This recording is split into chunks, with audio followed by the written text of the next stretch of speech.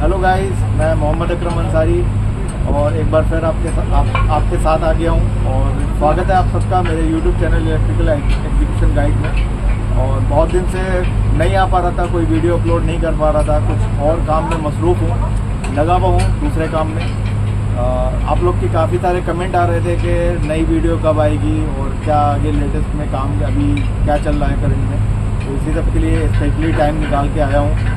और यहाँ पे जो हमारा ट्रांसफार्मर के एक्सेसरीज का इरेक्शन का काम स्टार्ट हुआ है वो अब आपको आगे वीडियो रिकॉर्ड करके अपलोड करूँगा। तो उम्मीद करता हूँ कि जैसे अभी तक आप लोग सब लोग अच्छे से सपोर्ट कर रहे हैं और सारी वीडियोस देख रहे हैं, मैं टाइम टू टाइम जितनी भी वीडियो अपलोड करता हूँ उन सभी वीडियो में अपने प्रीवियस वीडियो के डिस्क्रिप्शन में लिंक दे देता हूँ। तो इस स्विच यार्ड से रिलेटेड, यहाँ से रिलेटेड आपको कोई भी वीडियो देखनी हो तो डिस्क्रिप्शन में जाके देख सकते हैं। इस वीडियो का भी मैं जो प्रीवियस वीडियो है और उन वीडियोस का इसमें आपको डिस्क्रिप्शन में लिंक दे दूँगा। तो अभी हम चलते हैं, देर नहीं करते हैं और आपको दिखाते हैं कि ट्रांसफार्मर एक्सेसरीज में हमारा क्या काम चल रहा है। ये ट्रांसफार्मर हमारा इंडोटेक का है, पावर ट्रांसफार्मर, जिसका कैपेसिटी जो है वो 160 MVA है। तो यहाँ पे अभी हम सिटी एनालाइज़र कर रहे हैं और इसका जो हमारा रेडिएटर के सपोर्ट्स हैं, स्टैंड जो है उसको सेट करके उसकी पाइपलाइन कनेक्ट कर रहे हैं। तो चलते हैं, हम आपको दिखाते हैं, ठीक है। तो जैसा कि आप देख रहे हैं ये पावर ट्रांसफार्मर है इंडोटेक का, ऊपर नाम लिखा दिख रहा है 160 MVA का। तो अभी हम इसको क्या कर रहे हैं, एक्सेसरीज़ को इरेक्शन करने के लिए स्टार्ट करने जा रहे हैं। तो सबसे पहले क्या करना होता है, कुछ हमारी ये टैरेट्स होती हैं, इनका हमें सिटी एनालाइज़र करना होता है। तो वो एक टीम हमारी लगी हुई है, सिटी एनालाइज़र वहाँ पे रखा हुआ है। तो हम इसका सिटी एनालाइज़र करेंगे, इस पर भी हम अभी आते हैं आपके साथ में। साथ ही साथ जो हमारा ये दूसरा टीम इधर काम कर रहा है, ये आप देख रहे हैं इधर, ये थोड़ा सा पीछे जाता हूँ मैं। तो ये जो बेसिकली स्टैंड है, इसमें हमारे रेडिएटर्स लगने वाले हैं। तो इसको भी हमने अलाइन किया है और साथ ही साथ फिर हम इसमें क्या करना है, अभी हमें रेडिएटर को इंस्टॉल करना है। तो दूसरा भी सेट है इसका, दिखा देता हूँ मैं। ये रहा, इस साइड से आप देखेंगे तो क्लियर दिखेगा आपको। ये देखिए, ये 2 सेट हैं हमारे रेडिएटर के। अब इसमें हमारे टोटल 10, एक सेट में 10 रेडिएटर आने हैं। तो जैसे कि आप देख भी पा रहे होंगे, 1 2 3 4 5, यानी कि 5 हमारे राइट हैंड साइड पे और 5 हमारे जो है बैक हैंड साइड पे। तो टोटल हमारे 20 रेडिएटर यहाँ पे लगने वाले हैं। तो 20 रेडिएटर लगेंगे। उसके बाद ये देख रहे हो आप, पाइपलाइन कनेक्ट की जा रही है। तो इस तरीके से ये पाइपलाइन जो है हमारी ट्रांसफार्मर से जाके कनेक्ट हो जाएगी। सेम ऐसे ही इधर से पाइपलाइन आप देख रहे हो, ये ट्रांसफार्मर के मेन टैंक से आ रही है और इस हमारे रेडिएटर सप्लाई के लिए जो हमें ऑयल चाहिए होगा तो उसके लिए ये कनेक्टिविटी कंप्लीट हो जाएगी। फिर इसके बाद में ये जो पॉइंट्स आप देख रहे हैं, इसमें हमारे रेडिएटर्स लगेंगे। तो इस टाइप से हमें ध्यान में रखना होता है। जो हम पार्ट टू पार्ट इसके जो आते हैं वो कनेक्ट करते हैं, तो उनमें जो हमें एज़ पर ये ड्राइंग दिया हुआ है उसका बहुत केयरफुली ध्यान रखना होता है। जैसे जब हम पाइप्स को कनेक्ट कर रहे हैं तो उसके बीच में हमें जो गैस्केट्स वगैरह लगानी है, ओरिंग्स लगाने हैं, तो उन सब चीज़ों का बहुत केयरफुली ध्यान रखना है। साथ ही आप ये देख रहे होंगे कि ये जो हमारे अभी बोल्ट्स हैं, हमने इसको लगा दिया है, अलाइन करके रख दिया है। इसका जब कंक्रीट करेंगे तो एक बार फिर से वाटर लेवल वगैरह चेक करेंगे। इसका जो वाटर लेवल होगा हमारा, जो इसका जो हाइट रहेगा, वो हमारे फाउंडेशन जो हमारा ये ट्रांसफार्मर जिस पे रेस्ट कर रहा है, ये दोनों का लेवल सेम रहने का।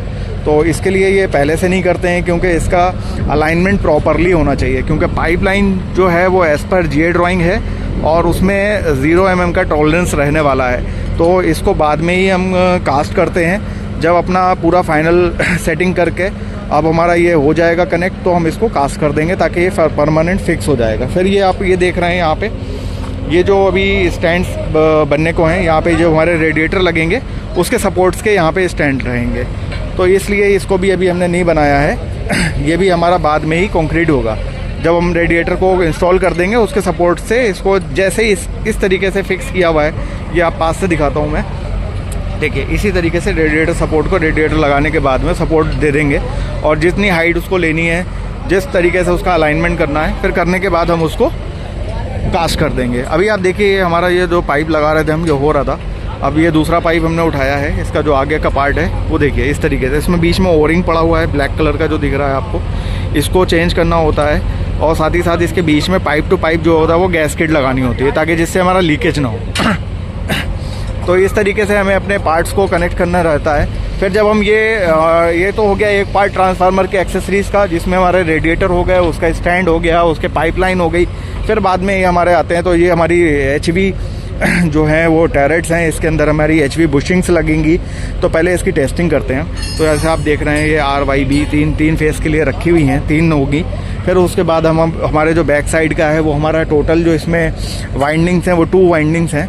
तो आई कैन से 3 वाइंडिंग्स हैं। One is HV and other 2 जो हैं वो हमारी जो है वो LV हैं। तो उसकी भी हमारी फिर वो टैरेट्स लगेंगी, उसमें बुशिंग लगेंगी। फिर वो फाइनल से हमारे इस तरीके से कंजर्वेटर रहेगा। ये पाइप्स रखे हुए हैं, ये एक्सेसरीज़ है सारी ट्रांसफार्मर की। उसके बाद में और भी इसकी एक्सेसरीज़ रहेगी, तो वो सारी हमें लगानी रहेगी। जब ये कंप्लीट इरेक्शन हो जाएगा फिर इसका जो होता है फिल्ट्रेशन वगैरह स्टार्ट होता है, उसका वैक्यूमाइजेशन होता है। वो लंबी एक प्रोसीजर है, वो हम अदर वीडियो में रिकॉर्ड करेंगे। तो अभी के लिए फ़िलहाल जो हमने आपको दिखाया इस वीडियो में कि हम किस तरीके से रेडिएटर स्टैंड को इरेक्ट करते हैं, उसके लिए क्या चीज़ें ध्यान में रखना होता है, और साथ ही साथ जो हम पाइपलाइन कनेक्ट करते हैं उसमें हमें क्या क्या ध्यान रखना होता है। और जब हम रेडिएटर लगाएंगे तो उसमें भी हमें ध्यान रखना होगा, वो अभी से मैं बता देता हूँ। जब रेडिएटर लगाएंगे तो बहुत सिंपल सी चीज़ है, ये हमारे 4 नट बोल्ट दिए हुए हैं इसमें। तो जब रेडिएटर को फिक्स करेंगे किसी एक साइड से, तो पहले तो हम अपना ये देखेंगे कि हमें क्लियरेंस किधर मिल रहा है, उस साइड से रखना है हमें।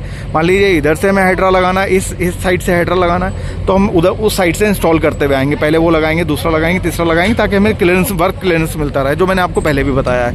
साथ ही साथ जब हम इसका कोई भी नट बोल्ट होते हैं, चार लगे हुए हैं या 2 लगे हुए हैं, तो उसको पहले डायगनली लगाते हैं और उसकी गैस्केट वगैरह ओरिंग्स वगैरह चेंज करते हैं, ताकि उसको प्रॉपर टाइट करें। अगर ज़्यादा टाइट कर देंगे, एक ही साइड टाइट कर देंगे, तो वो टूटने का डर रहता है। तो ये सारी चीज़ों का ध्यान में रखना होता है। रेडिएटर के टाइम पे भी हम कोशिश करेंगे उसकी वीडियो बनाएं या अपने किसी इंजीनियर को अपलोड करवाने के लिए बोलेंगे। तो ये देखिए अभी तक यहाँ पे हमारा एक पाइपलाइन जो है वो कंप्लीट होने जा रहा है। इसी तरीके से ये हमारा इसमें कनेक्ट हो जाएगा अभी। तो अब हम चलते हैं इसकी टेस्टिंग की तरफ और वहाँ पे आपको थोड़ा सा दिखाने की कोशिश करते हैं। जो सीटी एनालाइज़र कर रहे हैं वो हम क्यों करते हैं, देखिए ये इस तरीके से इसमें सिलेंड्रिकल सीटी रहती है, इसमें हमने इसको कनेक्ट किया हुआ है। ये देखिए ये इनपुट है, ये आउटपुट है, यहाँ से मिल रहा है। ये सारी कनेक्शंस जो हैं हमारे सीटी एनालाइज़र में जा रहे हैं। इस तरीके से देखिए यहाँ पे इसका टेस्टिंग चल रहा है, फिर रिपोर्ट्स आ रही हैं तो उसको रिकॉर्ड कर रहे हैं हमारी टीम। तो ये है जैसे मैं आपको बता रहा था LV टैरेट्स, इसके अंदर हमारी HV बुशिंग्स लगेंगी, LV बुशिंग्स लगेंगी। तो ये अभी तक था, अभी मैं आपको टेस्टिंग टीम से बात करवाता हूँ। तो अब हम आ गए हैं हमारे टेस्टिंग एक्सपर्ट मिस्टर मनीष दर्जी जी के साथ, और अब हमें बताएंगे हमारे मनीष जी कि अब हम ये जो सीटी एनालाइज़र कर रहे हैं वो क्यों कर रहे हैं, उसका रीज़न क्या है और उससे हमें क्या रिज़ल्ट मिलता है, और हम किस चीज़ से अवेयर हो जाते हैं कि हाँ अब हम रेडी हैं, इन टैरेट्स को इंस्टॉल कर सकते हैं, इसमें कोई इशू नहीं है। तो मनीष जी अपने स्किल्स और अपने नॉलेज के अकॉर्डिंग हमें बताइए कि इसका क्या रीज़न है। हेलो फ्रेंड्स, अभी हम प्री इरेक्शन टेस्ट हो रहा है हमारा ट्रांसफार्मर का, नया ट्रांसफार्मर जो इरेक्शन करने जा रहे हैं। तो हमारा जो ट्रांसफार्मर के साथ में सारी असेंबली यहाँ पे साइट पे कर रहे हैं, तो उसमें सारे टरेट सीटी है हमारे पास। तो अभी हमारा जो टेस्ट चल रहा है सीटी का टेस्ट चल रहा है, उसमें हमारे पास ईसा का ICT1 टेस्टिंग किट है हमारे पास यहाँ पर अवेलेबल, उससे हम टेस्ट कर रहे हैं। तो हमारा जो बुशिंग सीटी है, जो टरेट सीटी भी बोलते हैं उसको जी, तो वो सीटी का रेशियो जो है उसका रेशियो टेस्ट करते हैं, वाइंडिंग रेजिस्टेंस टेस्ट करते हैं, और नी पॉइंट वोल्टेज हम यहाँ पर टेस्ट करते हैं। तो ये सारा टेस्ट होने के बाद IR करते हैं। रेशियो टेस्ट में ऐसा है हमारा कि हमारा जो मैन्युफैक्चर ने जो हमको रेशियो दिया है, हमारा टरेट सीटी का रेशियो 500/1 का है जी। तो इसमें हमारा 2 कोर है सेकेंडरी में, तो 500/1-1 का रेशियो है। तो हमारा इसमें वायरिंग सीटी एनालाइजर में जो वायरिंग दिया है उसी तरह से वायरिंग करना है, और सारा डेटा जो है हमारे पास नेम प्लेट के हिसाब से वो डेटा सारा फीड कर देंगे किट में, और टेस्ट हम चालू करेंगे। तो टेस्ट के हिसाब से हमको इसमें रेशियो के अंदर कितना एरर है हमारा रेशियो में वो शो करेगा, और फेज एंगल एरर भी हमको इसमें शो करेगा। ये रेशियो में हम जो हमारा 500/1 का है तो वो रेशियो हमको शो करेगा। उसके बाद हम रजिस्टेंस चेक करेंगे, तो रजिस्टेंस भी नेम प्लेट पे रहता है, PS क्लास है तो वो बिलो 5 ohms रहता है, इक्वल टू 5 और बिलो 5 ohms रहता है जी। तो वो रेजिस्टेंस भी हम हमारी किट हमको मेजर करके शो करेगी। उसके बाद हमारा नी पॉइंट वोल्टेज टेस्ट करेंगे। तो नी पॉइंट में हमारा यहाँ पर 800 वोल्ट हमारा नी पॉइंट है, और एक्साइटेशन करंट जो हमारा है VK/2 पर 30 mA से कम रहेगा। तो हमारी किट स्टेप बाय स्टेप उसको वोल्टेज देगी और कहाँ पे उसका नी पॉइंट आ रहा है वो हमको शो करेगी। तो हमारा जो वैल्यू नेम प्लेट पे शो किया है उसको हम कंफर्म करने के लिए साइट पे प्री इरेक्शन टेस्ट सारा करते हैं यहाँ पर। वेरी नाइस मनीष जी, आपने तो टेस्टिंग की मतलब पूरी किताब खोल के रख दी है हमारी टीम के सामने। अच्छा, मेरे इसमें 2 पॉइंट हैं आपने जैसे बताया। पहला पॉइंट तो ये है कि जो हमने अभी टेस्टिंग के जितने भी पार्ट्स आपने बताए जिस तरीके से, पहले तो हमारी ऑडियंस को आप ये बताइए कि जितनी भी इस टाइप की सीटी होती है, चाहे हम उससे टैरेट सीटी कहें, सिलेंड्रिकल सीटी कहें, कोई भी सीटी हो, उसमें यही 4 टेस्ट होते हैं। तो ये सबसे पहले क्लियर हो जाना चाहिए हम लोगों को, क्योंकि उसमें ये रहता है कि लोगों के माइंड में रहता है कि हमारी जो ब्रेकर में सीटी लगी है उसका कोई अलग टेस्ट होगा, जो हमारी ट्रांसफार्मर में सीटी लगी हुई है, ट्रांसफार्मर में सीटी लगी है उसका टेस्ट अलग होगा, या जो हमारे स्विच यार्ड में सीटी लगी रहती है उसके टेस्ट अलग होंगे। टेस्ट सबके ही अलग एक ही से होते हैं, 4 ही टेस्ट होते हैं और उनके पैरामीटर्स चेंज होते रहते हैं उनकी रेटिंग के अकॉर्डिंग, उनके डिजायर्ड रिक्वायरमेंट के अकॉर्डिंग। एम आई राइट मनीष जी? जी, आपने बताया ऐसे कोई भी हमारा सीटी है, सीटी का फुल फॉर्म रहेगा हमारा करंट ट्रांसफार्मर। तो करंट ट्रांसफार्मर जो रहेगा उसके अंदर हमको सबसे पहले IR करना है, उसका रेशियो चेक करना है। रेशियो चेक करते उसी वक्त हमको उसका कितना एरर है, परसेंटेज एरर, तो वो हमको पता चले। टोटल सीटी हमारा 3 टाइप का होता है, एक मीटरिंग सीटी होता है, एक प्रोटेक्शन सीटी होता है और एक स्पेशल क्लास। तो उसके ऊपर मेंशन रहेगा। ये हमारा जो टरेट सीटी है वो सारा PS क्लास है, मतलब स्पेशल क्लास है। तो इसके अंदर हमारा बर्डन और एक्यूरेसी क्लास नहीं आएगा हमारा।